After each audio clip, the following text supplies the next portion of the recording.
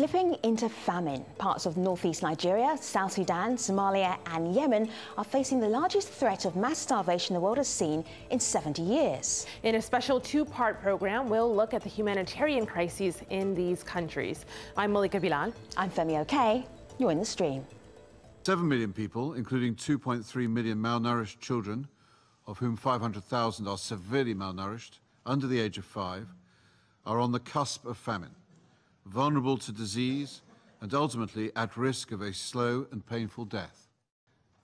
Mr. President, this cholera scandal is entirely man-made by the conflicting parties and those beyond Yemen's borders who are leading, supplying, fighting and perpetuating the fear and the fighting. In Yemen, more than 300,000 people have now been infected with cholera, and hundreds are dying from the disease. Yemen has been engulfed in war since the capital, Sana'a, was taken over in 2015 by Houthi fighters. Aid officials say cholera will escalate the onset of famine in the country. So here to help us discuss, we're joined in Sana'a, Yemen, by ALEXANDRE, the head of delegation for the International Committee of the Red Cross in Yemen. In New York, DEEPMALA MAHLA is country director for MERCYCORPS in South Sudan. In Rome, Italy, BETTINA is chief spokesperson for the World Food Programme in North America. And in Geneva, Dr. Rick Brennan is director of emergency operations at the World Health Organization. Welcome, everybody. Good to have you here. I wish it was under better circumstances. Just looking at a news report here, Alexander.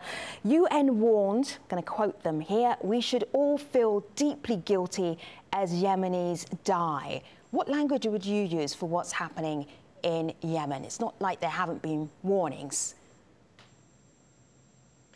No, the situation in Yemen is indeed really catastrophic. I would even say, go as far as saying it's really spiraling out of control at the moment. In addition to the very difficult food crisis, which is hitting the country at the moment, we have since the month of May a very serious outbreak of cholera. You have given the figures. Over 300,000 people have been or are affected by the disease. I believe that this number is going to increase, and before we have over 1,700 people who have died of the disease. We have 30 people who are dying every day. So the situation is really catastrophic, and there is no doubt that the conflict plays an important part in it. What are your team on the ground telling you about what's happening to the people there? We're looking at some of the footage and seeing people in distress. What are they saying? How are people managing? Well, people are managing with much difficulty. You know, Yemen is a country that was relatively developed in some sense before the conflict, and now you have a situation where, in a relatively modern country like Sana'a, there used to be tourism in the past, and now there isn't electricity in Sana'a. There isn't a power grid. There isn't any running water. There is a big hygiene problem. So the people in the urban situation are really in a big problem. Many people, especially the civil servants, haven't been paid for a year. So if you find yourself there with no running water, no electricity, and with some of members of your family which are sick, this is a really difficult situation. On top of it, you have said it, there is the issue of the food crisis. So the situation in Yemen today is extremely difficult for most Yemenis. I want to share a map that is being tweeted out from the Al Jazeera English main account. You see here some of the worst hit areas in Yemen with the cholera outbreak, and you can really see those affected areas. The dark red, of course, are the most 40+ attack rate of cholera per 1,000 population. But what our community online is talking about is the fact that this is man-made and something that didn't necessarily need to happen. Have a listen to Fred Carver. He's the head of policy of the United Nations Association, and this is what he told the stream. Like most famines, the crisis in Yemen is man-made. It is a consequence of war exacerbated by climate change. Cholera is now spreading because of the lack of humanitarian access and because of the destruction of infrastructure in Yemen. What is needed now is a surge in diplomacy to de-escalate the conflict, to lay the ground for a negotiated end to fighting, and in the meantime to urgently allow humanitarian access to the areas worst affected. That is not happening because too many UN member states are offering uncritical support to the Saudi-led coalition. Yemenis need clean water, not dirty politics. So Rick, he lays it out there pretty clearly. What do you make of the man-made aspect of so many of these things that we're seeing, but particularly here in Yemen? No, I think there's there is no doubt. a lot of truth to what he has said there. All of these countries have a background of years of underdevelopment, ongoing conflict, protracted conflict, and associated with that deterioration in vital civil infrastructure, such as the water and sanitation systems and the health services. I mean, for example, in Yemen alone, less than 45% of health facilities are fully functioning. And as our colleague said earlier, many of the civil servants, including healthcare providers, have not been paid and are not turning up to work. What does that mean, not fully functioning? Can you kind of give us an idea of what that actually means? Like, I'm trying to think of where I live. If over half of the clinics and the hospitals weren't working, what does that actually mean to you? Does that mean you go 20 miles to go to a doctor? Right. Yeah, there's a range. I mean, there has, in Yemen, parties to the conflict have directly targeted and bombed health facilities and destroyed them. Some have been looted. Others receive very irregular supplies. Others have their staff only turning up intermittently or a reduced number of staff. So there's a full range. But the bottom line is, what this means is that others often can't find care for their children when they get sick, whether it be with diarrhea or cholera, pneumonia, or other common childhood infections. Mm-hmm. It means pregnant women often don't get access to care during their pregnancy, or importantly during their deliveries, and very, very importantly if they're having a complication during their deliveries. It also means that people with chronic diseases such as diabetes and high blood pressure, which the Yemenis had access to prior to the conflict, they can't get care, and that can be life-threatening. Let me just share with you, audience, something that Bettina shared with me a little bit earlier. Conflict emergencies increase world hunger. Bettina, I'm wondering if Rick is saying that some hospital facilities were deliberately targeted, whether this is part of a strategy. It's like a war strategy. You look for the sick, you look for where they might go when they're hurt, and you attack them on purpose. Well, I think what we are seeing is that people are so unbelievably desperate. You know, Yemen is a country that needs to get food, needs to get fuel anyway in order to survive from the outside. Now these people have been caught in this conflict, and what it means for a woman and a child is that you might have to leave your villages, that you might have to go into towns, that you're going to skip meals, that you're going to try anything to make your children get some food. It's a truly desperate situation. And what we are seeing is that people are on the run and moving to various locations. And hunger, of course, plays a huge part in this. I mean, these families that are fighting cholera now, they're fighting cholera because they've been so malnourished, they've been so weakened. The children's little bodies have become so weak. And all of this, of course, gets compounded by the conflict. This is not a peaceful situation where we as aid workers come in and we can go everywhere and we can help everybody. No, we are often blocked. There's a lot of bureaucracy. Sometimes it's too dangerous to go to places. So the situation would never be as dire if there weren't the conflict and if aid workers could go to the places where they're so desperately needed. So everything is coming together in a perfect storm in Yemen. Alexandra, I wanted to share this tweet with you that we got from Nigel. He says cholera is now actually a type of weapon of war in Yemen. That's one way to put it, and I'd wonder if you agree or not. But I wanted to use that to pivot off to ask you, how do you make people care about this issue? Because you hear those statistics and you see the pictures that we're running there. Do you think enough people care to do enough? I think until recently, the conflict was really overshadowed by other conflict, and there wasn't enough attention on Yemen, to be honest. This is hopefully changing a little bit. I suppose your broadcast is showing this. There is more attention on the Yemen conflict, and the donors are also responding. So this is the positive thing, and we need a bit of positive news to face the dreadful situation. So this is positive. Now, I totally agree with what has been said with regard to the fact that there is no doubt that the situation today is largely the result of the situation of armed conflict, with health facilities that have been targeted, with a number of water infrastructure or sewerage infrastructure that have been targeted. So this crisis is clearly man-made, and this is the result of the conflict. Alexandre, are you... Can I just chime in for something, Bettina, go ahead. if I may, Yeah, Femi? please, Bettina.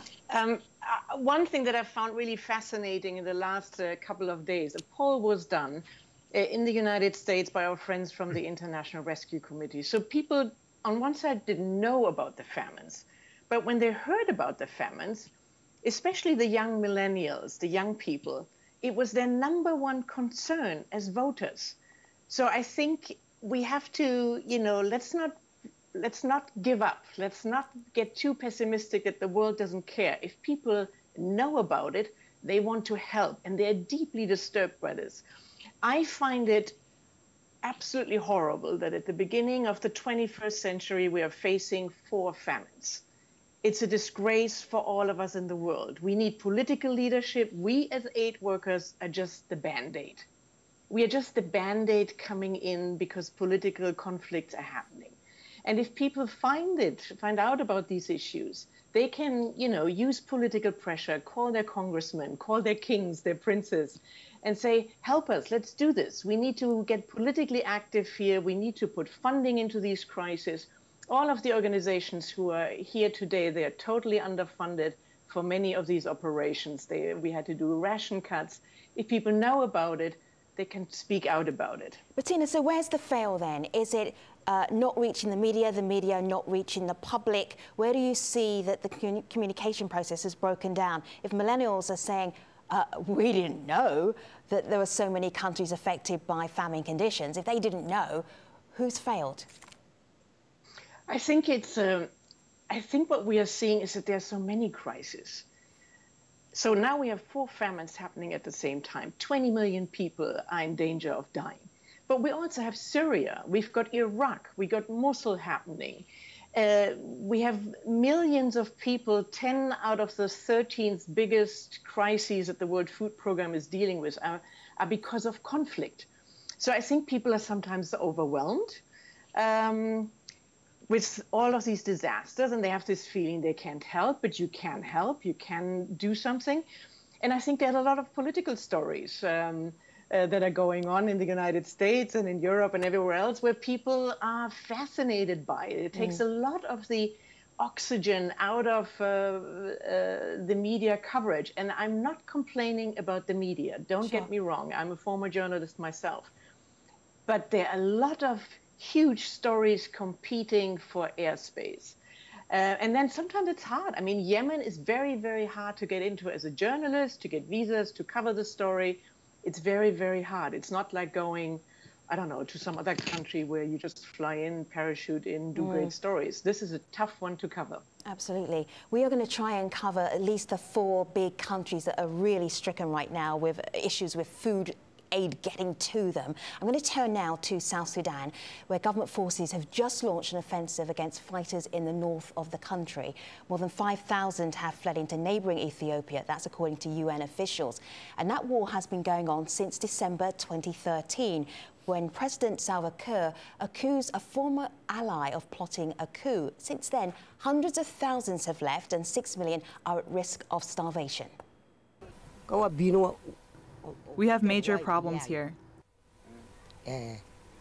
We do not have materials to construct shelters, and just imagine. I only get 4 kilograms of maize flour a week to feed 8 people.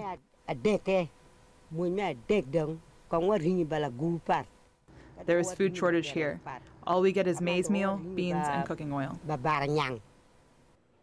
One of over 1 million refugees who have fled South Sudan. So DEEPMALA, we got a tweet from Mading Noor, who is a former stream guest, and he says South Sudan is no longer in a famine, although starvation is rampant. And of course, that's from a June report by the UN's FAO and South Sudan's Bureau of Statistics. But he goes on to say, even though it's downgraded, there is a food shortage. It's widespread. Insecurity and poor roads are hampering relief efforts. He says the solution is farming. But DEEPMALA, I know that you met a woman who had to walk for days in the swamp just to find food. So even though it's not in a famine, there are still people, as Mading says, that are searching out of hunger. Tell us that story.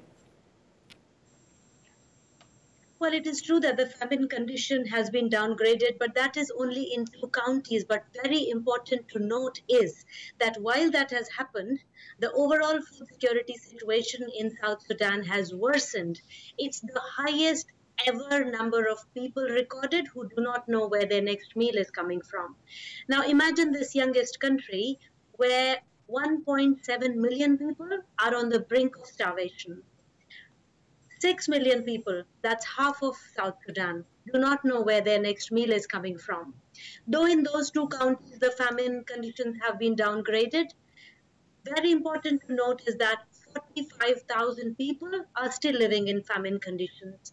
And at MercyCorps, we strongly believe that, yes, the solution has to be somewhat longer term. So we need to provide life-saving assistance, save people now.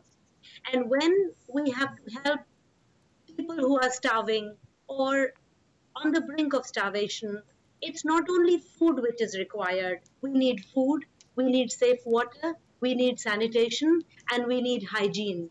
But at the same time, it is very important to give people some options to rebuild their lives. For example, as when MercyCorps works, when we provide, for example, food to people, we also would give them seeds for vegetables, seeds for crops, farming tools, fishing kits, so that people can have some sort of a safety net. So this downgrading of famine is a very technical term, and let me say political as well.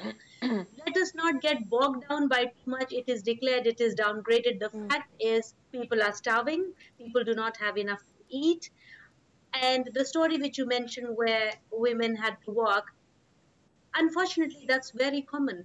We've met so many women and families where their strategies are to eat less, to eat alternate days. Sometimes mothers would eat the 3rd day because that's how they cope. And so many families are only eating water lilies.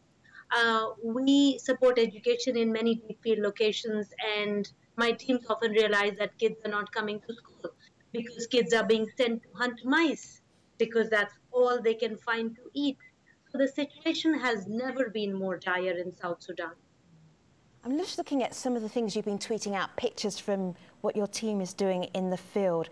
And I'm seeing here, promoting safe hygiene, distributing buckets and soaps in order to hard-to-reach areas to prevent cholera and other diseases. I'm wondering, as you were listening to Alexandre, DEEPMALA, whether you were thinking, how are they managing their cholera outbreak? How do you get to a situation where people are already very hungry and stopping them from actually getting cholera as well, on top of everything else?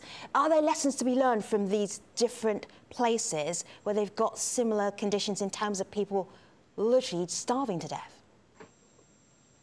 Actually, that's a very good point. And when Alexandre was speaking, I was thinking of my country, which is South Sudan. And I would say oftentimes, between starvation and death, there is disease. Between 2016 and 2017, South Sudan has had the longest and biggest cholera outbreak. And you know, this was the dry season. Now, rainy season has set in, and I shudder to think. Malnourished people, hungry people, people starving, or people on brink of starvation, cholera, and the rainy season brings in risks of pneumonia and malaria and measles.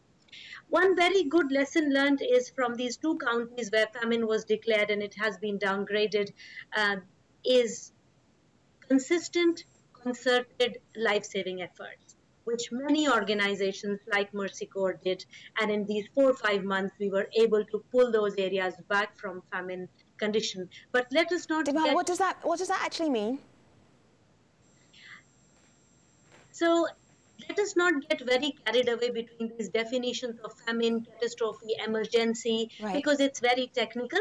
And in the most simple words, food security, or about how much food you get to eat, there are 5 levels. And when one reaches the 5th level, which is catastrophe, it is famine.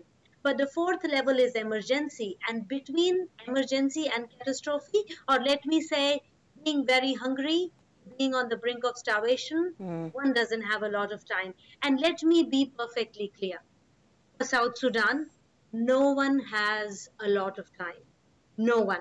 And this famine declaration, which was in February 2017, it was not an earthquake which happened the previous night, right? In 2015, we knew that the number of hungry people will increase in 2016. In 2016, we knew that 2017 will be worse. So I'm so sorry to say this, but this has happened while the entire world was watching. I want to share this tweet if that we got here. In on this, Bettina, I wanted to share this tweet and then give it to you, Bettina, actually, because I wanted to get our community in here. They're listening to this conversation. And Daniel says, famine comes only when there is war. African people are the best farmers when no one steals their land. So this really made me think of being on the news desk when we heard that South Sudan was going to, when South Sudan was getting its independence, and the jubilation and the excitement. Could you have foreseen what we're seeing today? You see here that Daniel couldn't. He doesn't believe that this was something that was inevitable. Bettina, do you want to jump in on that? No, it was not inevitable. I was in New York, for example, when South Sudan became independent, this magic moment when a new country puts their nameplate at the UN on a table. And, you know, this was after decades of civil war, and there was so much hope. We at the World Food Program had done like the biggest airlift since the Berlin airlift to get food into Sudan. We had built 2,500 kilometers of roads so people could come home, so people could rebuild their lives in South Sudan, so people could bring food to the markets, so people could send their children to school. And then some men with weapons and guns decided to pick up the old fight again and really push this young country into utter despair. That's why there was a famine. That's why famine happened. And I think it is like horrible to see how this chance was wasted, this incredible chance that this young country has had, but we cannot give up. And just to give you a little bit of sense of what we're doing to fight this in very, very practical ways, we as the World Food Program parachute in with emergency teams from UNICEF and WHO, all the folks who are on the call. We put them on helicopters. We fly to the areas that are inaccessible, where there's fighting going on, when we cannot go there by road. The people, our aid workers, sleep in tents. They're there for a few days, organize everything. Then we have big planes that drop off food, because right now in the rainy season, 60% of South Sudan is not accessible except by air. And that is the thing that makes it so hard. Yeah, let me just jump in here. Actually, what Daniel has said, I often feel, because I live in Juba, and 2 days ago I arrived in New York, and I was in this wonderful supermarket which had fantastic honey. And I thought the quality, honey from South Sudan or pineapple marmalade from South Sudan, could be in the supermarkets in New York and the best cities in the world. The soil is awesome. Nile runs through the country. There are bees, there are mango trees, there is a very young, energetic population. We have all the ingredients for success, if only it was for people. And what we are doing now, like my teams walk through the swamps for hours and hours and many times days to reach with help. Humanitarian access, what I mean to say is our ability to reach the people who we want to help is often obstructed by security risks or weather, but we beat and bear all that. So sometimes I feel we are trying to find a humanitarian solution to a political problem. Yeah. The situation has deteriorated. You know what, you're probably echoing what most people are thinking as they're watching this, that there's a very easy solution, and it lies with leadership rather than humanitarian aid. Let me just show you something very quickly here. We've been talking about South Sudan and Yemen. In our next show, we will be heading to the Horn of Africa and then also Nigeria, talking about the food crisis situation there. Thanks for watching this edition of The Stream. We will see you, as always, online. Take care.